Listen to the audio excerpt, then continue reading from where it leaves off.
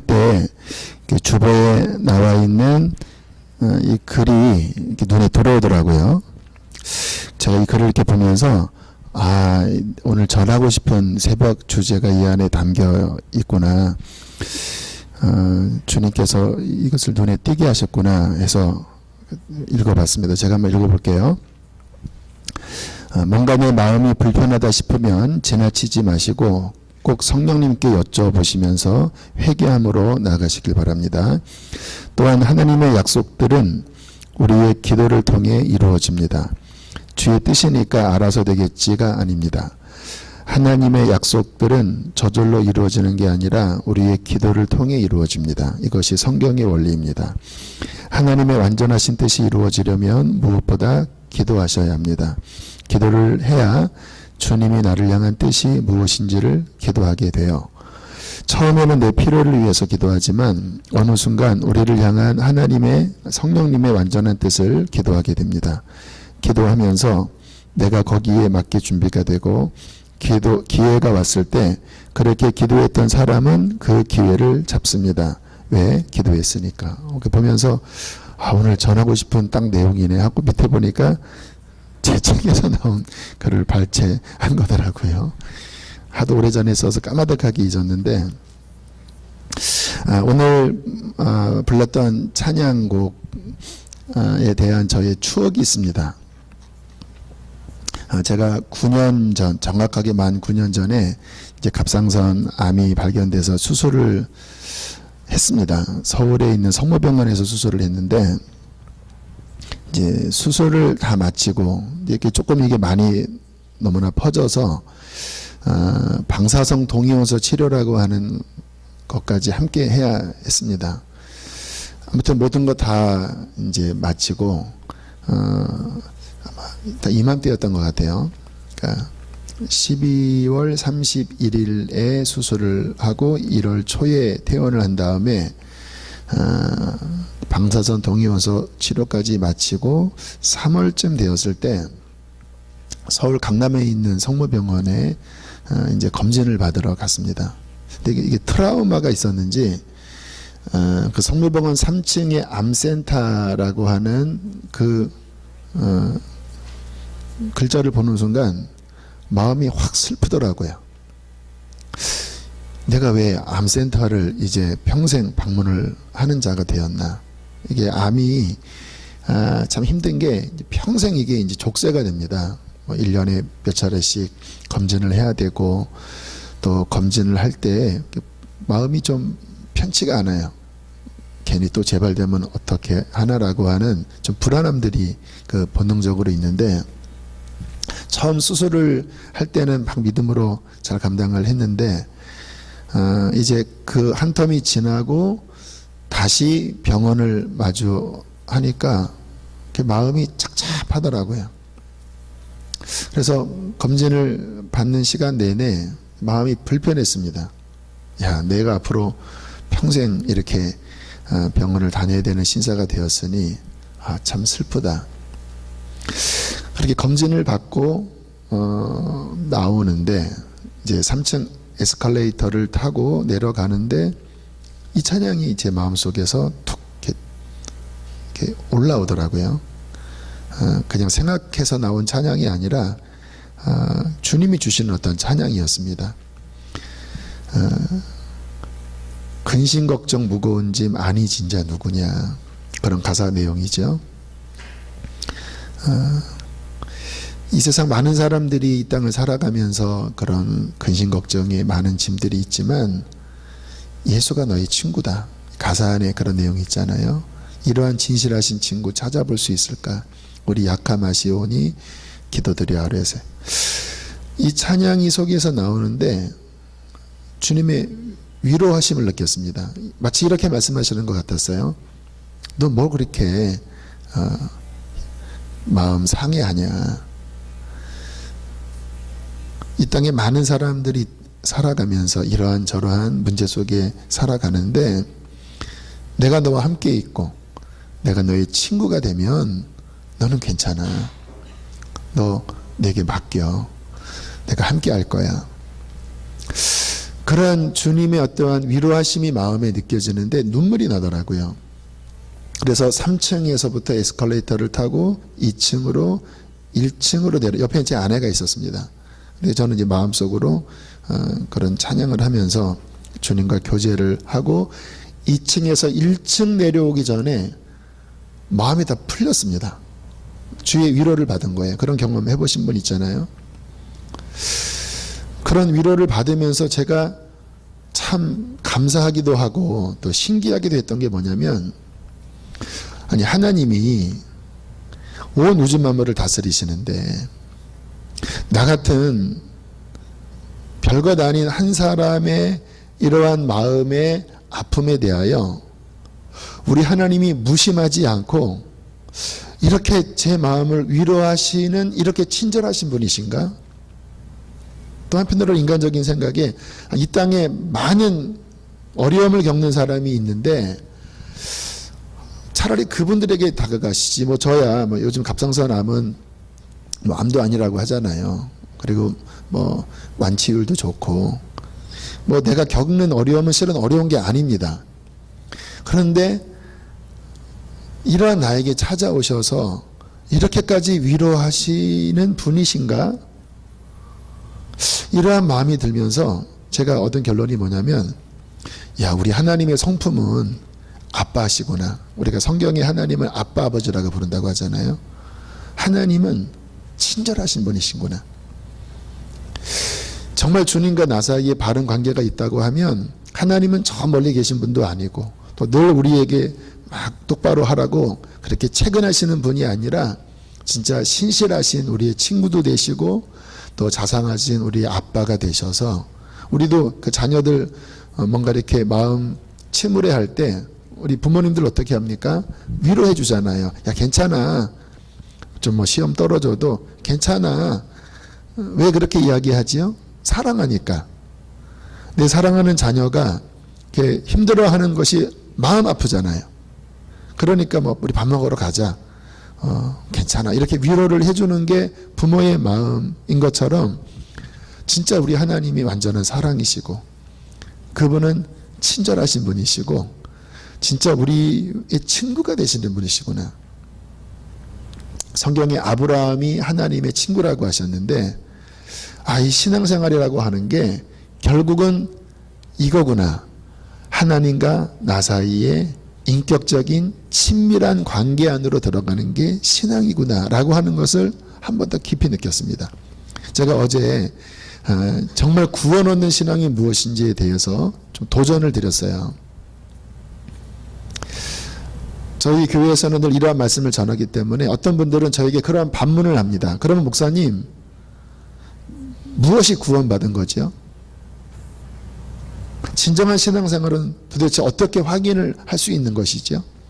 보통 우리가 어떤 교제에서 배우는 거는 그냥 복음을 지식적으로 동의하고 입으로 시인하면 구원을 확신하라라고 어떤 면에서는 강요하잖아요. 내 안에 어떤 확신이 없는데도 의심하지 말고 확신하라라고 그렇게 푸시하잖아요. 근데 이 부분은 성경적이진 않아요. 그러면 무엇이 진정한 신앙생활의 증거인가? 좀 전에 드린 말씀입니다. 하나님과 나 사이에 인격적인 관계가 형성이 되는 거예요. 하나님을 나의 아빠 아버지라고 성경은 고백하잖아요. 갈라디아서의 말씀에 보면 또 로마서의 말씀에 보면 정말 구원받으면 성령이 우리 안에서 하나님을 아빠라고 고백하게 하신다라는 거예요. 그 말은 뭐냐면 이제 그분과 나 사이가 더 이상 멀리 있는 신, 이스라엘의 신이 아니라 나의 아빠가 되시고, 그리고 예수님은 나의 신랑이 되시고 성령이 내 안에 거하셔서 그 하나님과 살아있는 친밀한 관계 속에 들어가게 하는 것, 이게 신앙의 본질이라는 거예요. 그러면 구원받으면 어떤 일이 벌어집니까? 그 하나님을 친밀하게 만나게 돼요. 한번 생각해 보십시오. 교회를 내가 다니는데 그 하나님이 경험되어지지도 않고, 아빠라고 하는데 경험되어지지 아빠, 경험되어지지 않는 아빠, 이것처럼 말이 안 되는 말이 어디 있습니까?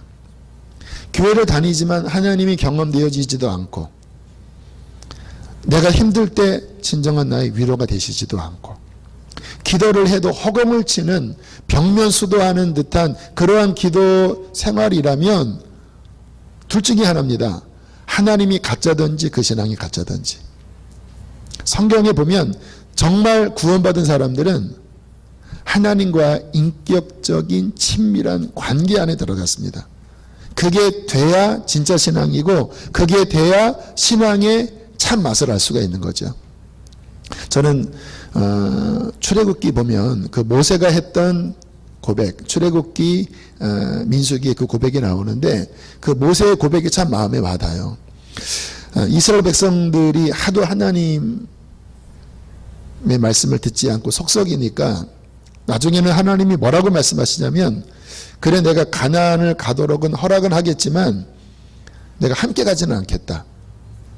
내가 대신 천사를 보낼 테니까 그 천사를 통하여 가나안 땅 차지해라. 그 말은 뭐냐면, 그래 잘 먹고 잘 살아라. 그러나 내가 너와 함께하는 그런 인격적인 친밀한 관계는 너와 같지 않겠다. 왜냐하면 너희들의 마음이 너무나 완고하고 너무나 강팍해서 그 마음이 해결되지 않으면 내가 갑자기 너희들에게 진노해서 너희들을 멸망시킬까 봐 내 스스로가 걱정이 된다. 그때 모세가 뭐라고 고백을 합니까? 여러분이면 어떻게 고백할 것 같아요? 가나안을 주긴 주겠다. 그러나 함께 가지는 않겠다. 천사를 보내겠다. 아마 저 같았으면 이렇게 고백했을 것 같아요. 주님 감사합니다. 가나안을 주셔서 감사합니다. 어쨌든 복을 주시니까 감사합니다. 이게 보통 사람들의 고백이겠죠. 근데 뭐라고 모세가 그 하나님의 말씀 앞에 주님 앞에 달려들면서 외치냐면 이렇게 외칩니다. 이 백성이 천하 만민 가운데 정말 복받은 민족, 정말 구별된 민족이라고 하는 것이 어떻게 증명이 되겠습니까? 하나님이 함께 하시는 것이 이 백성이 복받은 민족이라고 하는 가장 유일한 증거 아닙니까? 최고의 증거 아닙니까? 만약에 하나님이 함께하지 않으신다고 하면 우리 가나안에 들여보내지 마십시오. 아무리 적과 꿀이 흐르는 땅을 차지한들 하나님이 함께하지 않는다면, 비록 천사가 우리를 인도한다 할지라도 하나님이 함께하지 않는다면 우리는 가지 않겠습니다. 주님, 이 백성을 제발 불쌍히 여기시고 함께해 주십시오. 이렇게 주님의 그냥 속된 표현으로 하면 바짓가랭이를 막 붙잡고 막 하나님 앞에 애원을 해요. 그랬더니 주님께서 그 모세의 기도에 응답을 하십니다. 내가 함께 가겠다. 여러분, 우리의 신앙생활의 핵심은 무엇이냐면 살아계신 하나님과 함께하는 것입니다. 여러분의 신앙생활에, 여러분의 가정에, 여러분의 기도, 여러분의 기업 안에 하나님이 함께 하시는 것이 분명해야, 물론 주님이 눈에 보이진 않지요. 그러나 나의 삶에 그분의 임마누엘, 그분의 동행이 있어야 우리는 비로소 하나님 자녀의 증거가 나타나는 거예요. 내 사업이 잘 되고 내 직장이 탄탄하고 이제 이곳에서 경제적인 또 삶의 기반을 탄탄하게 갖추기는 했는데, 그 하나님과 나 사이에 살아있는 인격적인 친밀한 관계가 결여되어 있다면, 기도해도 응답이 없고 성경을 읽어도 깨달음이 없고 그냥 인간 중심적인 그러한 삶에 머물러 있다면 우리는 질문을 던져봐야 돼요. 과연 내가 진정한 신앙인인가? 내가 성경에서 말씀하시는 그 신앙생활을 하는 것인가? 아니면 그냥 삶이 안정이 되고 문제가 없이 그냥 편안하게 사는 삶에 불과하지 않는가? 여러분, 주님 믿지 않아도 이 세상에 눈을 돌려보면 잘 사는 사람들 많이 있습니다. 경제적으로 안정되고 자녀 잘 먹고 잘 살고 문제없는 사람들이 있어요. 그분들과 우리와 뭐가 차이가 있죠? 그들도 안정을 취했고 우리도 안정을 취했어요. 그러면 우리에게만 복받았다고 말씀할 수 없잖아요. 무엇이 차이지요? 비록 내 삶에 여전히 문제는 있을지라도 하나님이 나와 함께 하신다면, 내가 그분과의 영적인 소통이 원만하게 이루어지면서 하나님의 임마누엘이 나의 삶에, 나의 가정에, 나의 자녀들에게, 나에게 섬기는 교회에, 나의 구역에 있다면 그것이 우리에게 가장 큰 복이라고 저는 믿습니다. 여러분, 성경에 가만히 읽어보세요. 성경의 복의 핵심은 물질이 아닙니다. 물론 물질이 따라오기도 해요. 그러나 물질이 성경에서 말씀하시는 복의 근원이 아닙니다. 성경에서 말씀하시는 복은 무엇이냐? 하나님이 함께 하시는 것입니다. 하나님이 그와 동행하시는 거예요. 저는 우리 킹스턴 한인교회가 또 이곳에서 예배하는 모든 분들이 이 참다운 신앙 안으로 더 깊이 들어가기를 바라는 거예요. 하나님과의 만남, 기도할 때마다 그의 임재하심이 있는, 예배할 때마다 그분의 만지심이 있는 예배, 나의 가정 안에 하나님의 보호하심이 있는 그 신앙생활, 그 살아있는 신앙생활이 우리 킹스턴 한인교회 모든 교우들에게 있기를 간절히 바라는 마음으로 제가 이곳에서 말씀을 전하고 있습니다. 자, 그러면 어떻게 하나님과의 그런 깊은 만남이 우리의 삶에 늘 유지될 수 있을까? 오늘은 기도에 대한 말씀을 나누고 싶어요. 이 가운데는 이미 주님 믿으신 분들이 많이 계셔요. 이미 어떤 영적 체험도 하셨고, 또 뭔가 내 마음 안에 어떠한 성령의 감동이 있는 분들이 많이 계셔요. 근데 중요한 건 뭐냐면 관계성입니다. 여러분, 관계는 한 번 맺어졌다고 저절로 가는 게 아니잖아요.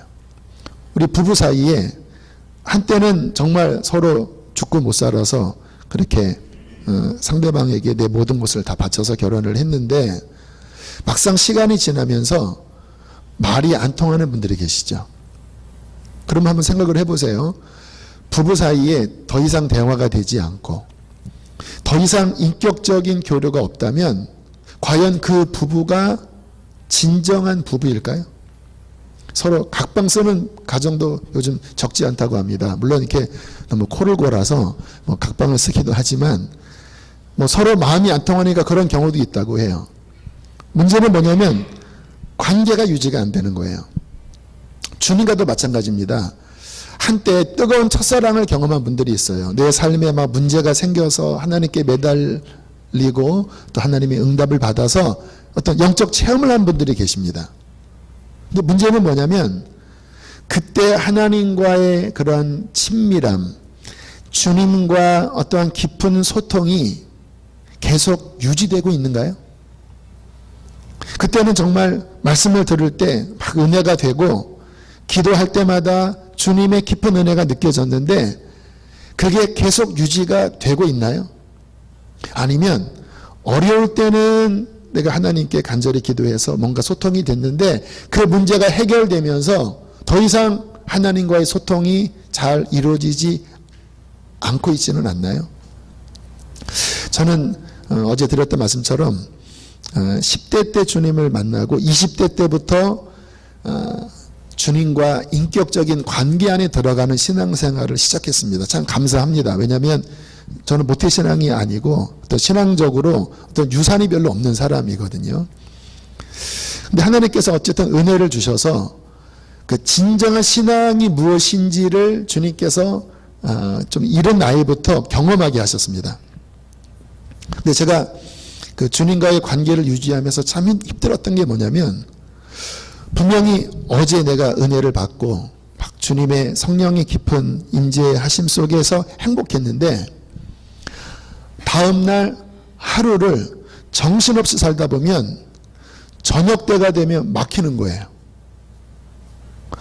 특별히 죄진 게 아닙니다. 그냥 학교 가고 그냥 막 한눈 팔고 그렇게 정신없이 산 것뿐이에요. 그냥 일상의 삶이죠. 근데 그날 저녁쯤 되면 영적으로 뭔가 막혀 있더라고요. 때가 껴 있더라고요. 기도가 잘 안 돼요. 여러분, 기도는 우리의 깊은 심령으로부터 나오는 기도여야 진짜 기도거든요. 내 심령이 열려지지 않으면 기도처럼 힘든 게 없습니다. 어떤 분은 그러더라고요.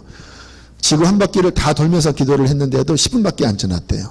주님 뭐 북한을 구원하시고 뭐 카자흐스탄을 하나님 구원하시고 우리 목사님 뭐 다 했는데도 시간 보면 10분밖에 안 지났어요.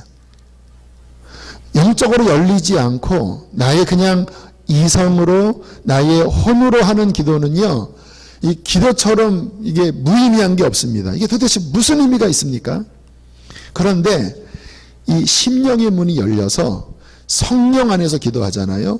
10분 기도한 것 같은데 어느 때는 1시간이 지나고, 또 제가 좀 전에 읽은 말씀처럼 처음에는 내 의지로 기도하는 것 같지만 기도하다 보면 성령께서 내 기도를 이끌어 가시면서 기도하면서 큰 은혜를 누려요.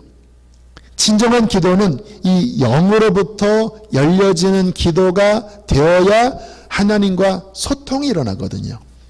그게 돼야 하나님의 함께 하심, 하나님이 내 삶에 동행하시는 그 은혜를 누리거든요. 근데 문제는 뭐냐면 이것을 유지하는 게 쉽지 않은 일이라는 것을 알았어요. 하루만 아무 일 없이 지나가도 자동적으로 떨어지는 거예요. 그래서 몸부림치는 기도의 훈련을 그때부터 했습니다. 막 주님 앞에 회개하고 한 10분, 15분, 20분 정도 기도하면 그때서야 기도가 열리더라고요. 그러면 다시 주님께서 임재하시고 또 제 마음에 여러 가지 부담스러운 문제들 또 시험들을 또 주님께서 씻어내시고, 그리고 기도하다 보면 성령이 은혜를 주셔서 제가 생각지도 않은 기도를 기도하게 하시고, 또는 그 기도 속에 하나님의 어떤 힘이 공급돼서 기도 끝나고 나면 지치는 게 아니라 힘이 나는 거예요. 저는 기도해야 힘이 나는 사람이에요. 기도하기 전에는 힘이 없는데 제가 이렇게 이제 강대상 위에서의 모습과 강대상 아래에서의 모습의 편차가 좀 큰 것 같아요. 강대상 아래에서는 되게 힘이 없어 보입니다. 뭐 목소리도 크지 않고, 그리고 뭐 아무튼 좀 이렇게 비밀이 되게 보이나 봐요. 근데 강단에 서서 기도하면 말씀 전할 때는 막 좀 강하게 말씀을 전하거든요. 그 사람들이 저한테 그런 이야기를 많이 해요. 너무 다르다고.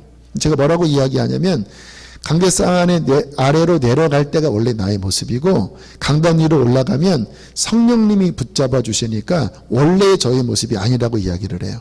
근데 정말 제가 느끼는 게 뭐냐면 원래 저의 모습은 좀 유약하고 좀 뭔가 이렇게 상처도 잘 받고 그러한 연약한 사람인데 기도하면서 성령 안으로 들어가면요, 그런 저의 모습은 사라지고 막 강하고 그리고 충만하고 그리고 힘 있는 모습으로 바뀌더라고요. 그래서 저는 주님 만난 다음부터 이 기도가 열리지 않으면 저는 못 사는 사람이 되었습니다. 왜요? 기도해야 비로소 어떠한 제 마음에 이런 것들이 회복이 되니까요. 그 다음부터 기도하는 훈련을 하기 시작했습니다. 처음에 30분부터 기도했던 것 같아요. 학교 가는 길에 교회에 들려서 30분 기도하고 한 2주 정도 하니까 30분 기도가 너무 이제 그래서 1시간 기도 훈련을 했습니다. 교회에서 30분, 학교 가서 채플에서 30분. 또 1시간이 너무 또 짧더라고요. 1시간 반 기도를 이제 훈련을 했습니다. 학교에서 오는 길에 차 안에서 그때 이제 버스를 타고 통학을 했는데 차 안에서 이 손잡이 붙잡고 차 안에서 하는 기도 1시간 반.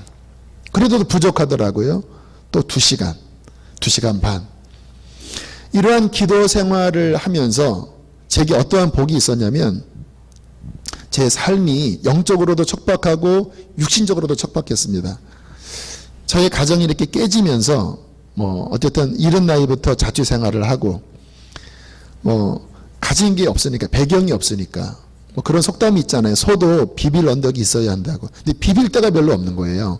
뭐 경제적으로도 또 영적으로도 또 저 자신의 어떠한 선천적인 능력도 별로 없는 상황 가운데서 살아야 하니까 늘 허덕였습니다. 그런데 기도를 하니까, 부족하니까 기도하잖아요. 기도하면 하나님이 함께 하시잖아요. 하나님이 함께 하시면 힘이 나잖아요.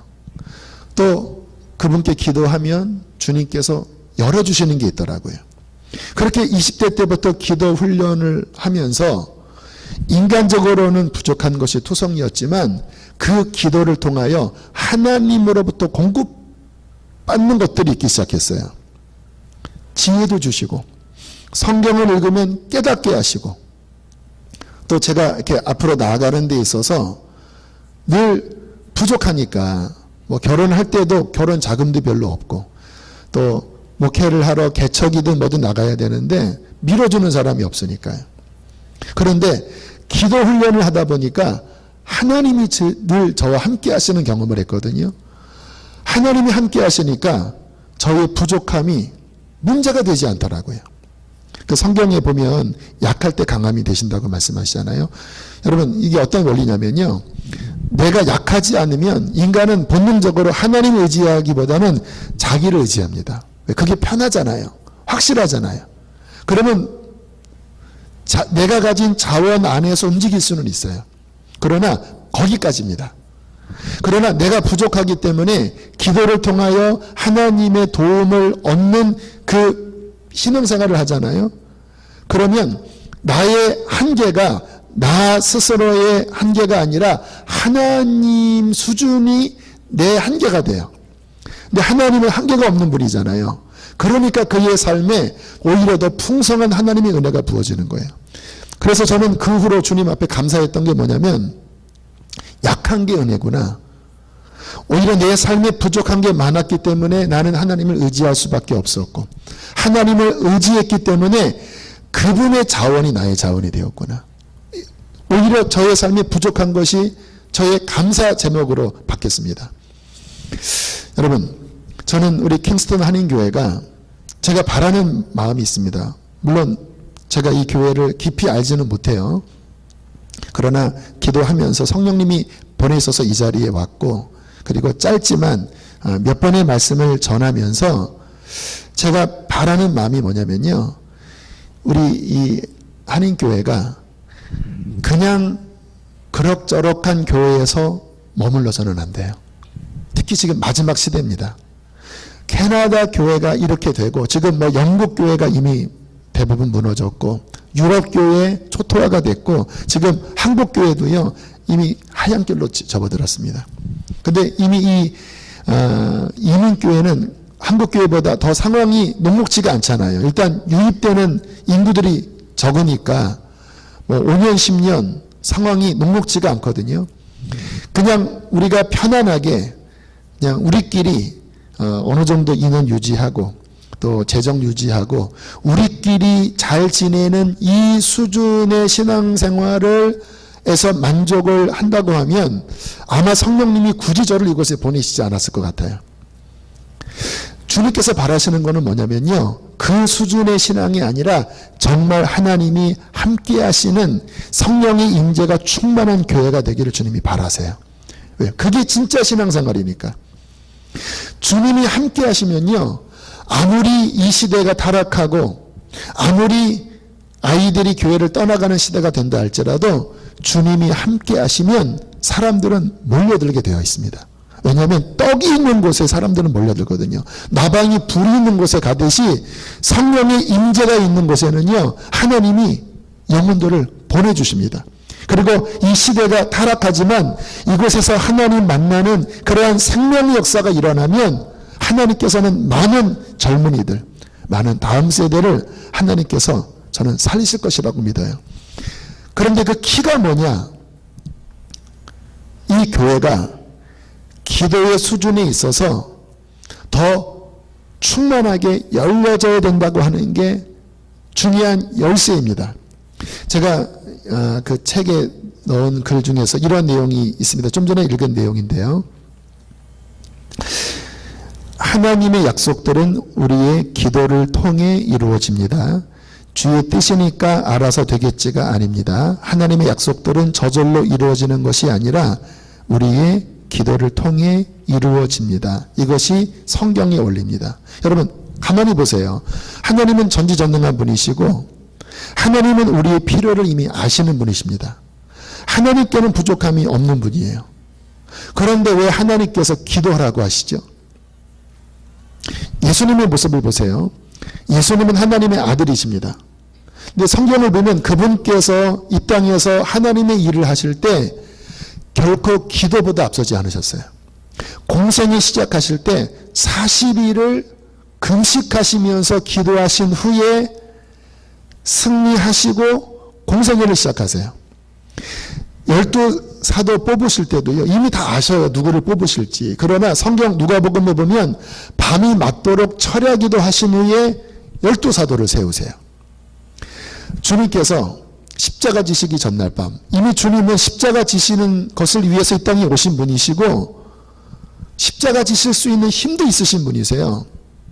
그런데 전날 밤 겟세마니에서 이 자신의 몸이 으깨지듯이 기도해요. 이번에 성지순례 갔더니 그 겟세마네의 어원을 가르쳐 주더라고요. 겟세마네의 뜻이 뭐냐면 올리브를 빠개는 틀이래요. 올리브즙을 낼 때 올리브를 그 틀 안에 넣고 으깬답니다. 그러면 그 압력에 의해서 기름이 떨어지는 게 올리브유래요. 그래서 겟세마네의 뜻은 뭐냐면 올리브유를 으깨는 틀이라고 하는 의미겠다고 합니다. 주님께서 겟세마니에서 어떻게 기도하셨냐요? 자신의 영혼이, 자신의 육신이 으깨어지듯이 기도하신 거예요. 주님, 나는 이 잔을 마시고 싶지 않습니다. 그게 나의 솔직한 육을 가진 존재로서의 솔직한 마음입니다. 그러나 나의 원대로 마시고 아버지의 뜻이 내 뜻을 으깨어 주십시오. 하나님의 뜻이 이루어지길 원합니다. 내 뜻을 아버지의 뜻 위에, 아버지의 뜻 아래서 깨트려 주십시오. 나중에는 얼마나 스트레스를 받으셨는지 땀방울이 막 핏방울이 될 정도잖아요. 주님은 하나님이시면서도 완전한 인간이셨잖아요. 자신이 으깨어지시는 그 3번의 기도 후에 주님께서는 분연히 일어나셔서 이제 가자라고 말씀하십니다. 그 무슨 의미인지 아세요? 그 으깨어지는 기도를 통해 비로소 십자가를 질 수 있는 힘을 받으신 거예요. 근데 제자들은 그 기도를 통과하지 못하고 결국 시험에 넘어졌거든요. 근데 예수님은 이 기도를 통과하신 후에 하나님의 힘을 공급받으신 후에 비로소 골고다를 향해 나아가세요. 제가 그 말씀 보면서 되게 의아했습니다. 주님, 기도하지 않아도 되시잖아요. 하나님의 아들이면 다 아시고 할 수 있는 분인데 왜 이렇게 처절하게 기도를 하셔야만 했습니까? 그런 질문을 드렸을 때 주님이 그러한 깨달음을 주시더라고요. 나는 하나님이자 이 땅에 있을 때는 완전한 인간이었다. 인간은 하나님의 도우심을 받지 않고는 하나님의 일을 감당할 수 없어.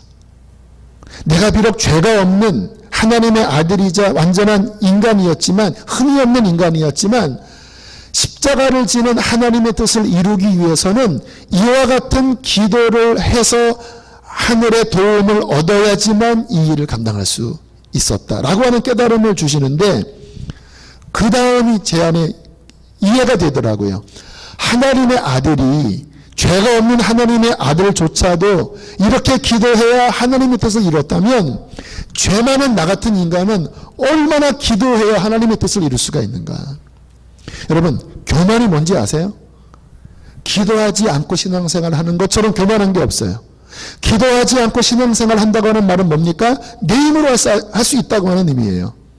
하나님의 아들조차도 기도하지 않고 십자가를 질 수 없었는데, 하나님의 아들조차도 기도하지 않고는 공생애를 살 수 없었는데, 우리 같은 연약한 인간이야, 우리 같은 죄 많은 인간이 어떻게 기도하지 않고 교회 생활을 할 수 있으며, 어떻게 기도하지 않고 영적 생활을 할 수 있습니까? 어떻게 기도하지 않고 봉사를 할 수 있으며, 어떻게 기도하지 않고 죄와 싸워 이길 수 있겠습니까? 왜 오늘날 많은 사람들의 신앙생활이 힘이 없고 하나님의 역사가 나타나지 않는지 아세요? 기도가 너무나 약해 있습니다. 주님이 원하시는 정도의 기도를 하는 게 아니라 적당한 수준에서 기도하는 거예요. 오늘 이렇게 새벽 나오신 분들이 많이 계신데, 평상시에 새벽 기도하지 않고, 또는 여건 따라 다르시니까 새벽에 교회를 못 나오신다 할지라도 내 가정에서 또는 내 삶의 어떠한 가운데 최소한 30분 보통 1시간.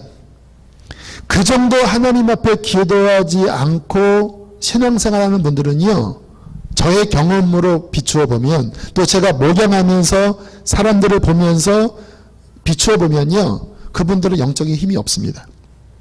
그냥 인간적인 수준에서 조금 더 나아서 그래도 착실하게 신앙생활은 할 수 있지만 그분들은 파워풀한 신앙생활을 못해요. 사탄과 싸워 이기는 신앙생활을 못해요. 내 삶에 문제가 올 때 그 문제를 돌파하는 승리하는 신앙생활은 못해요. 그냥 늘 연약하고 늘 그냥 어떠한 인간적인 수준에서 거기서 끝나요. 여러분, 우리의 신앙생활은 그 수준에서 멈추면 안 됩니다. 특히 마지막 시대잖아요. 뭐 동성애나 이 세상의 죄악의 물결, 이게 전 세계적인 추세입니다. 지금 한국도요, 매번 국회 때마다 이 동성애를 합법화하려고 하는 움직임들이 이게 이 국회의원 차원에서 지금 계속 발휘되고 정부 차원에서 움직여요. 만만치 않은 시대입니다. 앞으로 다가오는 시대는요, 중간지대가 없다라니까요. 이러한 가운데 정말 빛이 되고 소금이 되고 이 시대를 거슬러 올라가는 승리하는 신앙생활을 하려면 기도의 문이 열려져야 합니다. 기도를 통하여 하나님과의 소통이 일어나는 그 신앙생활이 훈련되어져야 돼요. 제가 그 기도 생활을 할 때 아침에 그렇게 기도하고 나면 제 심령이 맑아지는 느낌이었습니다. 그리고 하나님의 임재가 저의 삶을 덮으시는 그런 경험을 했어요. 그 상태에서 하루를 살잖아요. 그러면 참 감사한 게 뭐냐면 분별이 돼요. 제가 다녔던 학교는 좀 안타깝게 자유주의 신학에 많이 영향을 받은 학교였어요. 그러니까 교수님들의 수업 중에 상당히 어떤 제가 갖고 있는 신앙을 흔들리게 하는 그런 언급들을 굉장히 많이 하셨어요. 성경 자체가 어떤 고대 문서일 수 있다. 하나님의 말씀이 아니라. 또 성경에 나타난 기적들은 실제는 그런 기적이 아니라 이렇게 좀 조작되는 이런 식의 이야기들을 심심치 않게 했어요. 그래서 함께 신학을 했던 많은 친구들이 그러한 생각을 받아들이면서 실족하는 일들이 생기더라고요. 근데 참 감사했던 건 뭐냐면 그렇게 기도를 하고 성령 안에 들어가잖아요. 주님께서 분별시켜 주시는 거예요. 이것이 아니야. 이것은 이런 거야. 깨닫게 하시더라고요. 여러분, 사람이 살면서 분별할 수 있다고 하는 것처럼 축복된 게 없습니다. 분별을 하게 하시는 거예요. 또 삶에 어떠한 시험이 다가올 때 기도를 그 하루 동안 충분히 한 상태에서 문제를 만나면요, 그 문제에 눌리는 게 아니라 그 문제를 뚫고 나가더라고요. 근데 참 신기한 건 뭐냐면 시험이 왔을 때 그 시험을 이기잖아요. 그러면 영적인 힘이 더 강해지는 것을 경험했어요. 그리고 어떤 수준의 문제를 이기면요, 그 다음에 그러한 문제가 오면요, 이미 제 발 아래 있는 거예요. 또 하나는 제가 어떠한 문제를 이기고 그 수준 위에 있으면 그 문제를 만난 사람들을 섬기잖아요. 그러면 도와줄 수 있어요. 왜요? 영적인 힘이 주어졌으니까. 근데 이와 같은 많은 것들이 기도를 통하여 하나님의 은혜를 받음으로 영적인 자원들이 채워져 나가는 것을 제가 경험한 거예요. 저희 교회가 작년, 재작년 건축을 하면서 제 생애 최대 위기가 왔습니다. 처음에는 그 정도 규모가 아니었는데 하다 보니까 이제 막 규모가 늘어서 지금 뭐 다 결산을 하니까 거의 185억 정도가 드는 그런 공사였더라고요. 땅을 사고 뭐 세금 또 뭐 이자 또 건축 비용 다 합해서 뭐 감당할 수 없는 그러한 일들을 하게 하셨는데 그 중간중간에 뭐 말할 수 없는 위기가 있었습니다. 사람이 살면서 가장 큰 위기 가운데 하나가 재정 위기더라고요. 우리가 감당할 수 있는 캐파를 벗어난 이 상황이 돼버리면요, 이게 어떻게 뚫을 수가 없는 거예요. 거기에서 한 번 딱 문제가 생겨서 부도가 나면 그냥 주저앉는 상황이잖아요. 그러한 위기가 몇 번 있었습니다. 근데 참 감사한 건 뭐냐면 저희 교회가 기도하는 교회거든요. 제가 이러한 강조를 하다 보니까 이 새벽 예배 보면요, 1시간 이상 지나도요 기도하는 분들이 한 100여 명이 남아있어요. 보통 교회 1시간이 지나면 거의 다 문을 닫거든요. 근데 1시간이 지나도 100여 명 가까이가 계속 기도를 해요. 교회를 24시간 개방했습니다. 뭐 삼각교회 있을 때도 그랬지만 지금 신축을 했어도 교회 예배당이 다 열려 있어요. 그러니까 아무 때나 와서 사람들이 기도를 하는 그러한 기도가 열려져 있는 교회를 세우려고 몸부림을 쳤는데, 위기가 오면요 교인들이 더 뜨겁게 기도합니다. 하늘을 찌르는 기도를 해요. 그냥 뭐 적당한 기도가 아니라 정말 돌파하는 기도. 문제를 돌파하는 기도는요, 이게 강력하게 나가야 되거든요. 또 영적 싸움이 있을 때는 그것을 이길 수 있을 때까지 부르짖어야 되거든요. 근데 감사하게 저희 교회는 그러한 기도의 어떠한 훈련을 교인들이 많이들 받았기 때문에 문제가 생길 때마다 막 하늘을 찌르는 기도를 했어요. 그래서 지나고 나면 말도 안 되는 일이 벌어진 거예요. 도대체 넘을 수 없는 파도였는데, 보통 상황이었으면 침몰하는 상황이었습니다. 제가 과장한 이야기가 아닙니다. 침몰하는 상황이었거든요. 근데 부르짖어 기도하면, 기도가 뚫리면 두세 가지 유익이 있는데, 먼저 제가 낙심이 안 되더라고요. 낙심이 됐다가도 기도를 하고 나면 힘이 나는 거예요. 인간적인 객기가 아니라 성령님께서 제 마음에 감당할 수 있는 힘을 주시는 거예요. 그리고 기도하면 예배가 더 충만해지는 거예요. 문제의 파도가 이 정도 수준이잖아요. 기도가 승리하면 이 문제의 파도보다 예배가 더 충만해져요. 그러면 교인들이 문제 속에 눌리는 게 아니라 오히려 담대해지더라고요. 그리고 그 기도 속에서 하나님이 지혜를 주십니다. 어떻게 풀어나가야 될지, 누구에게 연락을 해야 될지. 여러분, 기도하지 않고 내가 인간적으로 누군가를 찾아다니는 그것은 사람을 의지하는 거예요. 그런데 기도 속에서 성령님이 어떠한 마음을 주셔서 그 마음으로 순종하면 하나님이 그곳에 함께 하시는 은혜가 있어요. 그렇게 해서 몇 번의 위기와 파도를 다 지나고 오히려 그 어려움 속에 교회가 더 탄탄해지고 교회가 더 하나님의 뜻을 이룰 수 있는 건강한 교회 체질로 그렇게 오히려 변화되었어요. 여러분, 우리 이 킹스턴 한인교회가 그냥 그럭저럭한 교회가 아니라 이 시대를 뚫을 수 있는, 그리고 많은 다음 세대를 살릴 수 있는 그러한 생명력 있는 교회가 되려면 우리 교회 안에 더 강력한 기도의 문이 열리도록 그렇게 함께 기도의 훈련을 하시게 되기를 주의 이름으로 축복합니다. 훈련하셔야 돼요. 이게 개인적인 차원에서의 기도도 기도지만 교회 전체 새벽 기도, 또 저희 교회는 수요 중보를 2시간 반 하고요, 금요일도 거의 3시간 집회를 하거든요, 매주마다. 그러니까 교회 안에 함께 모여서 기도하면 하늘문을 여는 능력 있는 기도를 해야 돼요. 하늘문을 여는 기도가 뭐냐면요, 저희도 이렇게 예배를 들어보면 처음에는 좀 답답해요. 이렇게 기도를 훈련했어도요, 처음에는 잘 안 열립니다. 그냥 내 인간적인 힘으로 기도하는 것 같아요.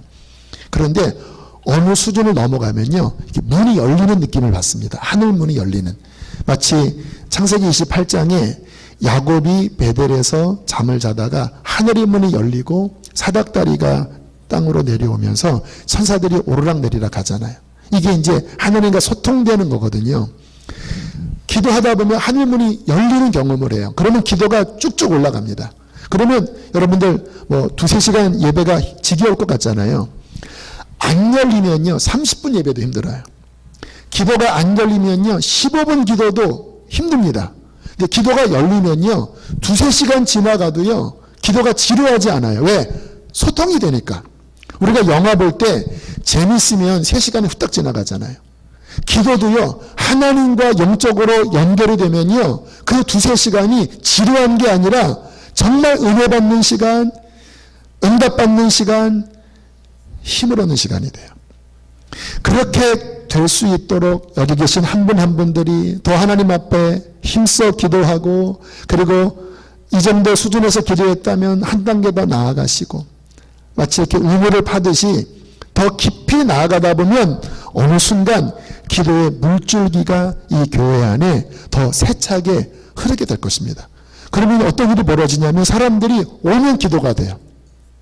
그냥 앉아있으면 이 교회는요 영적인 공동체거든요. 기도가 닫혀있는 교회를 가면 그 교회의 사람들을 만나지 않아도 그냥 예배당 안에 앉아있으면 영적 분위기가 뭔가 이렇게 가라앉아 있어요. 그런데 그 교회가 기도의 물줄기가 흐르는 교회잖아요. 그러면 사람들 만나지 않아도 그냥 예배당 안에 앉아있으면 하나님의 임재가 느껴져요. 왜요? 이 교회가 기도의 의무를 받기 때문에 이곳에 생수가 늘 흐르는 거예요. 그렇게 되도록 어제도 여러분들이 열심히 기도하는 모습 참 제가 감사했는데 한 분 한 분이 기도의 물줄기를 계속 파는 그런 훈련을 할 때 이곳에 하나님의 더 깊은 임재하심, 더 깊은 임재하심을 허락하실 것입니다. 그 깊은 임재하심이 있을 때 사람들이 이곳에 오면 살아날 것이에요. 어제 저녁에 교회 오신 지 한두 달밖에 안 되신 새 가족을 만나서 식사 대접을 받았어요. 참 감사해요. 이렇게 얘기 들어보니까 인생의 어려움을 만나서 교회를 가고 싶고, 그리고 이곳에 와서 어떤 하나님의 위로를 받고, 그리고 어떤 하나님의 만지심 속에서 회복이 되어 가고 계신다라고 하는 이야기를 하더라고요. 그게 교회거든요. 교회는 뭐냐면 사람들이 살아나는 곳입니다. 하나님을 만나는 곳이에요. 거듭나는 곳이에요. 근데 어떻게 그런 일이 가능할까요? 힘으로 안 됩니다. 인간의 어떠한 조직으로 안 돼요. 교회 안에 성령의 임재하심이 흐르면 그분께서 사람을 살리실 거예요. 어떻게 그 일이 일어납니까? 기도의 열쇠로 사용하는 거예요. 하나님의 약속이 이 땅 가운데 이루어지도록 사람들이 하나님 앞에 나아가 기도를 하나여 하늘문을 열고 하나님 앞에 나아가서 그분의 놀라운 언약이 이루어지도록 더 많이 부르짖고 더 많이 기도할 때 이 교회 안에 그 하늘의 자원이 부어지게 될 것입니다. 그러면 이 땅에 빛이 되고 소망이 되는 거예요. 마지막 하나, 이 부분은 이 교회가 앞으로 조금 주의해야 될 부분인데요. 정말 주님 만나고 영적으로 열리면 두 가지 현상이 있는데, 하나는 하나님과 인격적인 소통이 일어나는 좋은 의미에서의 현상이 있고, 또 하나는 사탄과의 영적 전쟁을 경험하게 돼요. 저도 어린 나이지만 이렇게 영적으로 열리니까 은혜도 받았지만 이 영적 싸움이 심각했습니다. 제가 아까 말씀드렸잖아요. 하루만 아무 일 없이 살아도 기도가 막혔다고. 이게 그냥 막히는 게 아니라 이 세상에 흐르는 영들이 있습니다. 사탄이 제일 싫어하는 게 뭔지 아세요? 어떤 한 사람이 깨어나는 거예요.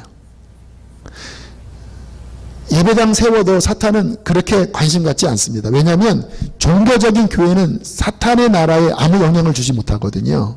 그런데 지금처럼 교회가 복음 위에 서려고 하고, 교회가 정말 하나님 뜻대로 나가려고 하고, 교회가 정말 기도해서 하늘의 자원을 받는 그 진정한 교회로 나아가려고 하면요, 사탄의 이 세계는 비상이 걸립니다.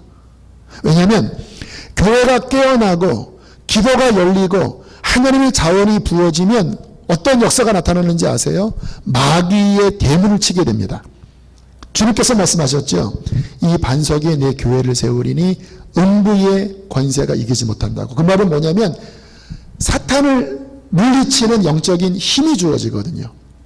그러니까 지금처럼 이 교회가 깨어나기 시작하면 마귀는 이것을 막으려고 이제 온갖 그 작전을 짭니다.